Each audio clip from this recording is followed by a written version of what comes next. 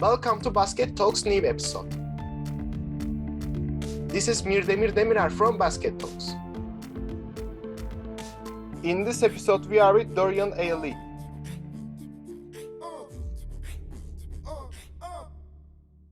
Hi, Coach. How are you? Doing wonderful, man. How about you? I'm great too. Thank you for asking, and thank you for joining me. It's really a pleasure to having you here. We've been talking about it around a year, and finally, we are here to talk. I'm super excited to talking with you right now. Thank you for joining. Thank you so much for having me. And I love what you're doing. The page is incredible, man. I love what you're doing. The page looks great. I love Turkey too. I've been there a few times, and Really? I enjoy the culture, the food. I want y'all to enjoy more Turkish coffee and not go to Starbucks though. The Turkish coffee is better than Starbucks, but the line in Starbucks is like crazy. So Yeah, like Turkish people, I don't know why, but they don't like the Turkish coffee or not, the younger ones, but I don't know. Well, crazy. by the way, thank you for your positive thoughts about the page. Same feelings with you. Your page is really incredible and very inspirational and informative. Thank you for sharing your amazing information with us. And how is your trainings going? Is everything great? Everything's good, man. We're really busy now. You know, we are heading into the season. So this is usually the busy time. It's an ongoing process. So we do have kids that train year round, but we also have an influx of those right before the season that they want to get their game tight or fine-tuned. And sometimes it's a little bit harder when you wait that little short period of time before basketball season starts. So we're busy. Things are good. Kids are getting better. Really excited about some of the online stuff that we're doing. I'm excited about what the future holds for Evolve and BBALL 101 and everything else that we have going on. Actually, I have a question about your vision for the future of your company. But now I want to make a flashback. You bring an invaluable perspective as a formal player. And could you share some highlights from your playing career, like including the challenges you faced, milestones you achieved, and lessons you learned? Very good question.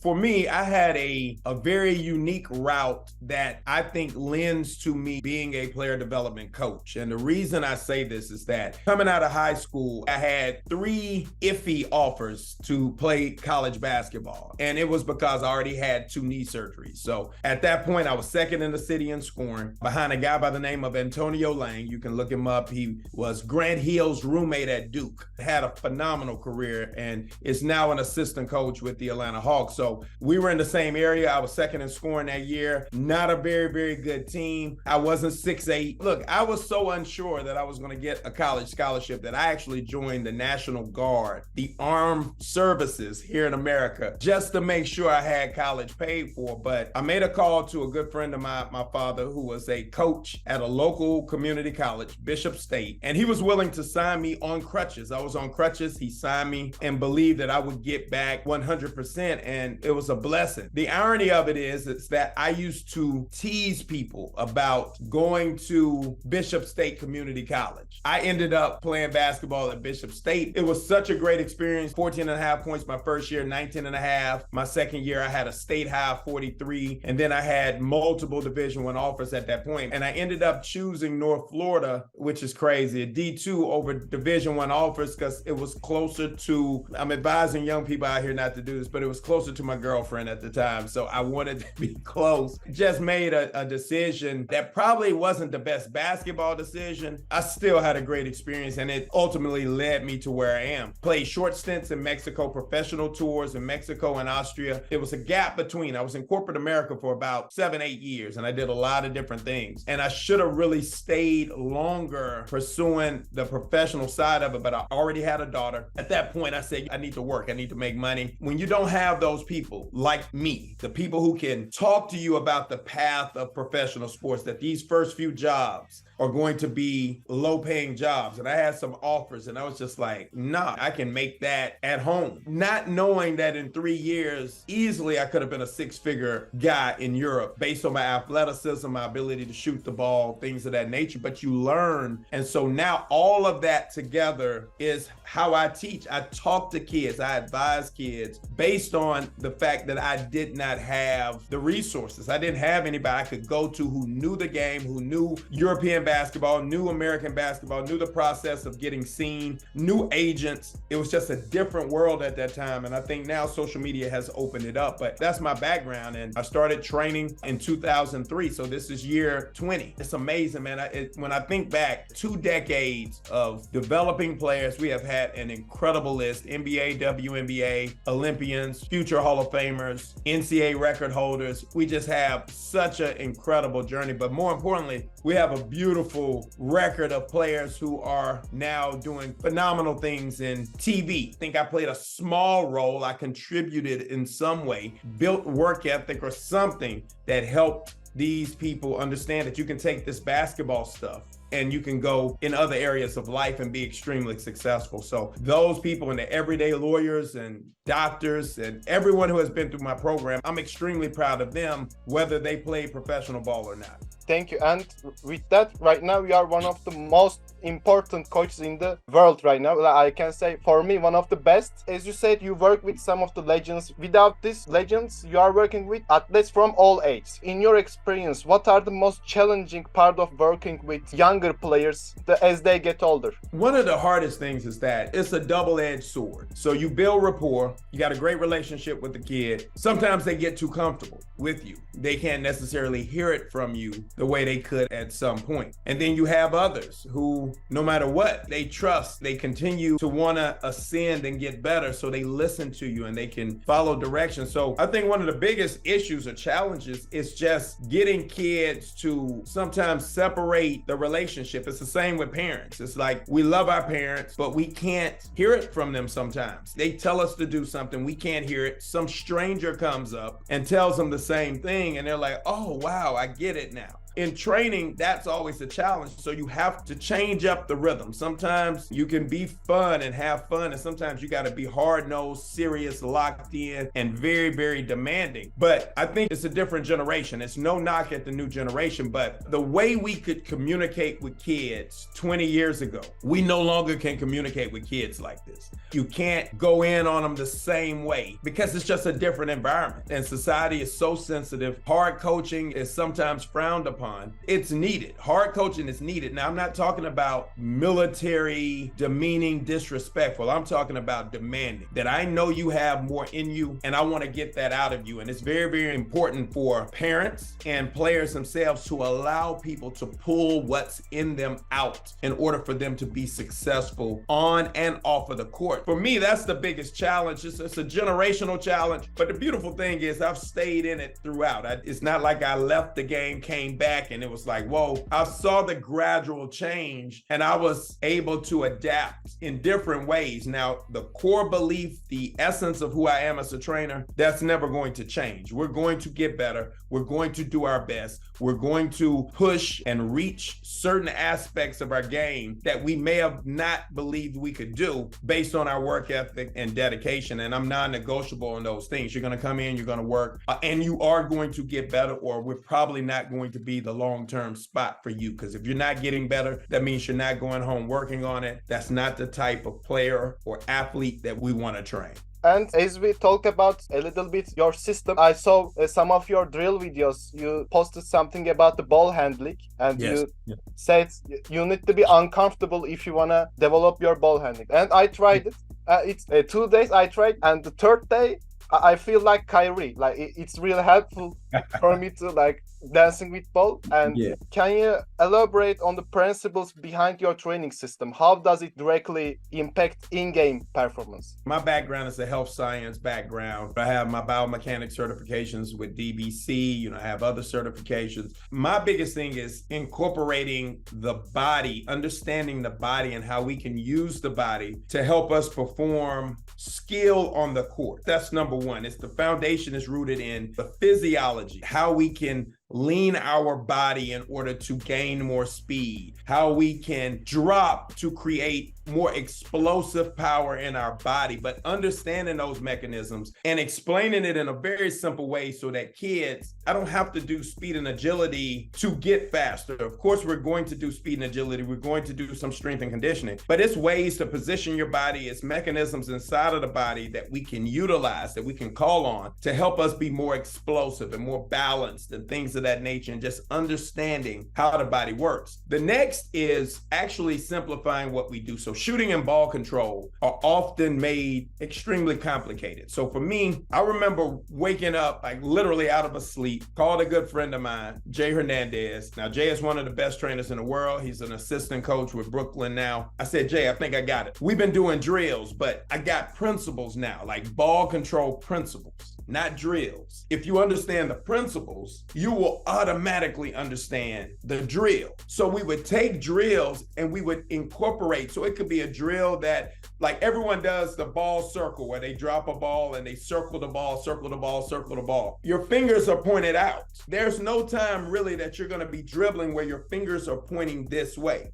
So I do the same drill, but my fingers are pointing straight down, because that's where the hand would be on crossovers or between the legs or behind the back. It's like understanding principles so that we're not wasting time doing drills that are ineffective and don't help us in games. But the in-game performance, we do literally what we're going to do in games 90% of the time. So we spend 90% of the time on things that we will do 90% of the time. Now, we have a bunch of creative ways to do it so that it doesn't get boring. Obviously, we have a finite set of skill in basketball. You got to be able to finish at the rim. You got to have a mid-range. You got to be able to knock down shots. You got to be able to defend and pass. But more importantly, whatever we teach, it has to be geared towards a winning style of basketball. And I think we miss this sometimes. It's a winning brand of basketball. Can your skill be inserted into a team game and you actually help players win, help teams win, rather? If you have a guy who's ball dominant, but he goes to a team where Kyrie's on it, I don't care how ball dominant you are, how good you are with the ball. You're not better than Kyrie. So now what can you do? Do you go to the bench, or can you say, no, I'll just slide over into the off guard position because I can catch and shoot. I know how to read screens, right? I know how to play without the ball. So now you take a kid to another level when they have those type of diverse skill sets. So now they can be inserted in games and they can manage. They can go from a starring role to a role player back to a starting role. It depends on the situation, but they have the skill set in order to do it. I just wanted to talk about, you have a book right now, right? Yes. Yeah, wrote the book. Can you describe a little bit your feelings about the book and the content about the book? The book for me is 43 years compressed into 76 pages. It's everything. So it talks about my upbringing and the things that I recognize from the way my parents handled my career. Like, my dad was a great father, one of the greatest men you would ever come in contact with, but he wasn't an athlete. So I didn't have his athletic influence. My mom was the athlete. Her emotions sometimes I can tell rubbed off on me in certain ways. Had my dad been there, maybe I would have approached and not been so emotional in the game of basketball. So you envision Russell Westbrook. I was Russell Westbrook. Similar athleticism, passion, maybe didn't know how to win, but I was so passionate and I wanted to win so badly, but I just didn't have that background. So the book, Could You Be the Reason Your Kid is Trash? So everybody is like, oh man, the title's so harsh. But if you're in basketball, you know this is a term we use all the time. Steph Curry says it after he plays bad. Oh man, I was terrible. I was trash. It's just the language we use. But right under that is a tagline that says 8 keys to maximizing your young athlete's potential. And so it's 8 do's and don'ts. So it's divided. These are keys. Key 1, key 2, key 3. And they're do's and don'ts. Do understand your parenting style. Don't shield your kids from all negative experiences. Do build ironclad confidence in your athlete. And so the way the book is written, where each chapter leads to chapter 8 or key 8, which is developing that ironclad confidence in your athletes. Everything up until that point, you can go back to and you can realize that, oh, it was leading me to helping this kid be the most skilled player they could be, the most mentally and emotionally tough, and a kid that really understands their place in this world, not just on the court, but their place in this world.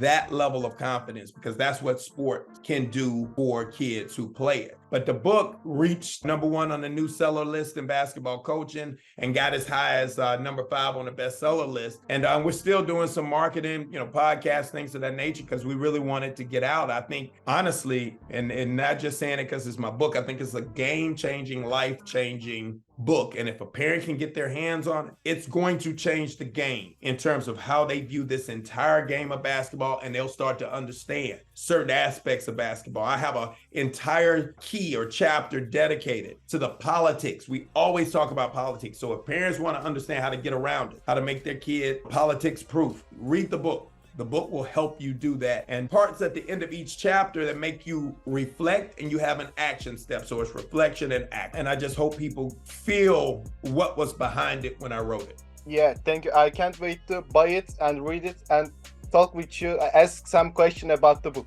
In your expertise, what are the key skills young players should prioritize today? Like, could you highlight common mistakes they make both in gameplay and lifestyle choices, and how can they avoid this? It's not the kids, it's us. It's coaches, it's parents, it's leagues. This insatiable appetite in America for players to be good early, as if getting good early means you're going to be good late. But we have this big debate in America in terms of athleticism. Are players better athletes today? And usually the common argument is 8th graders can do dunks Jordan was doing in college. Because they're doing it earlier doesn't mean that their max vertical leap at age 22 will be higher than Michael Jordan's. And it's a good chance it won't, because sometimes if you start too early, you burn out over time. When you burn out, you never get a chance to realize your true potential. We look at kids who were phenomenal, and he still got to North Carolina the whole nine, but it was a guy by the name of 7th Woods. Phenomenal. His 8th grade and 9th grade mixtapes, it might have been 7th grade. He was dunking. It was so crazy, man. It was like, this kid can dunk, but we never really even saw those highlights like that after. It seemed like he lost his hops, but I don't think he did. I thought he was just so ahead of everyone else that people caught up. That's one of the common things, is our expectations are too high. So when kids start, I say kids start with basic motor coordination, things like catching the ball, balancing, contorting the body. It should be really chaotic in the environment. It shouldn't be so strict and disciplined. It should be fun. So one of the things that I do in terms of plyometric training or speed and agility training, we do something called superhero games. Like, who's your favorite superhero? Now, do you remember how he used to land? He used to land softly.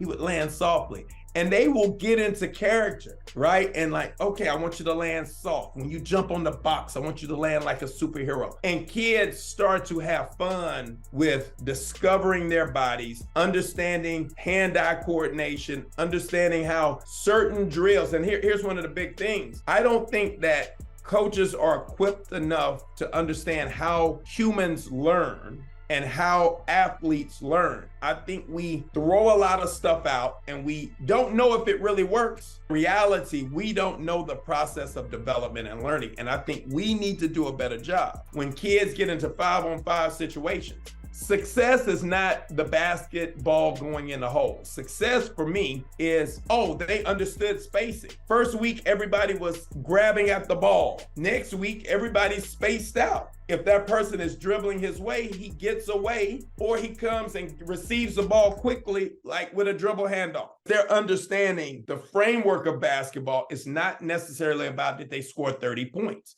Did they score 30? Did they have 10 assists? Too young to even care about it. Competitiveness, body awareness, and understanding of basic concepts of basketball should be at the forefront of kids when they first start playing. Yeah. So your trainings are in your facility. You called it BBALL 101.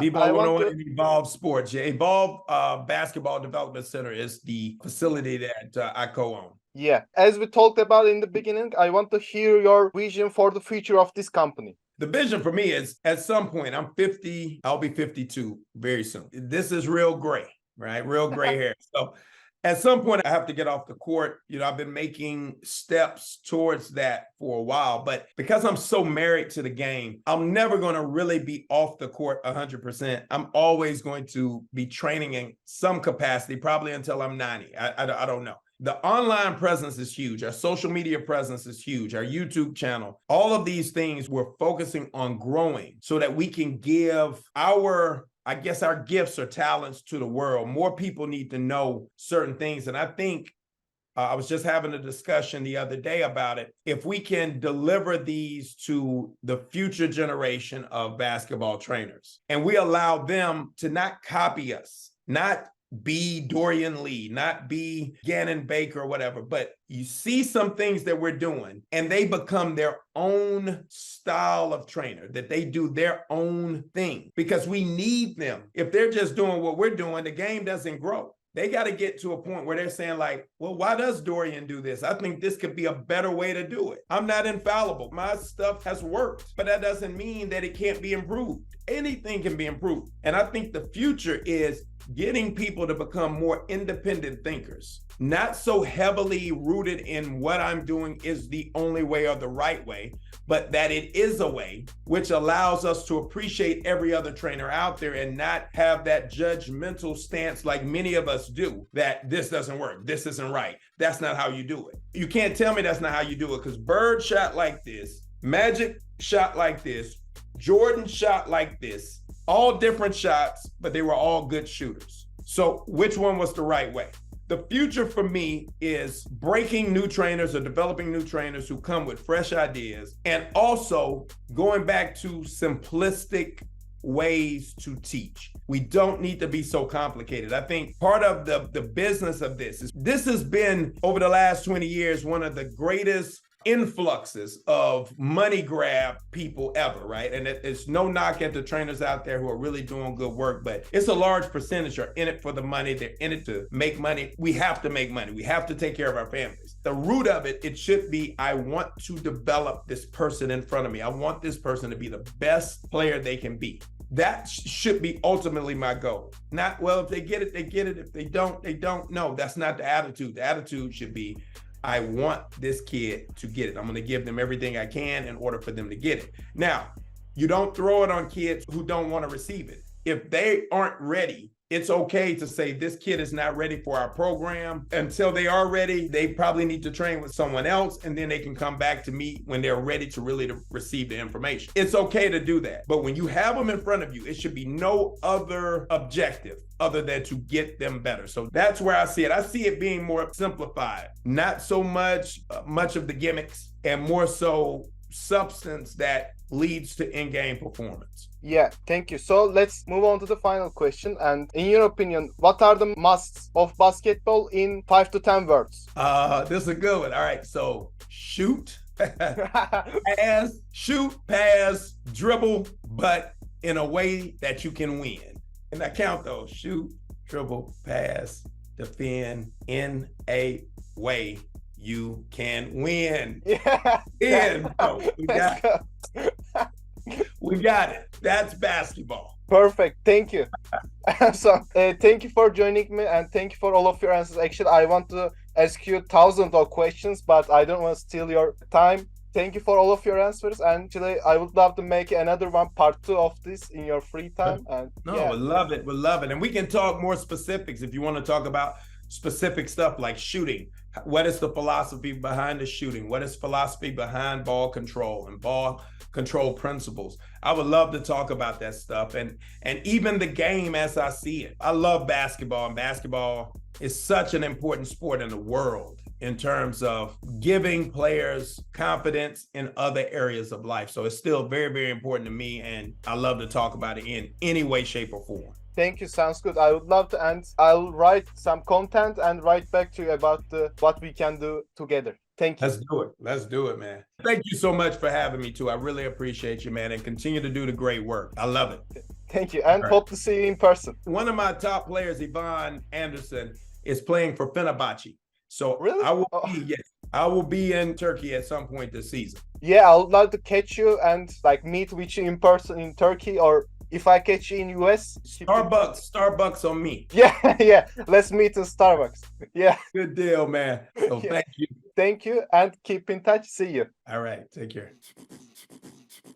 In this episode, we are with Dorian A. Lee. Thank you for your time. I hope you enjoy.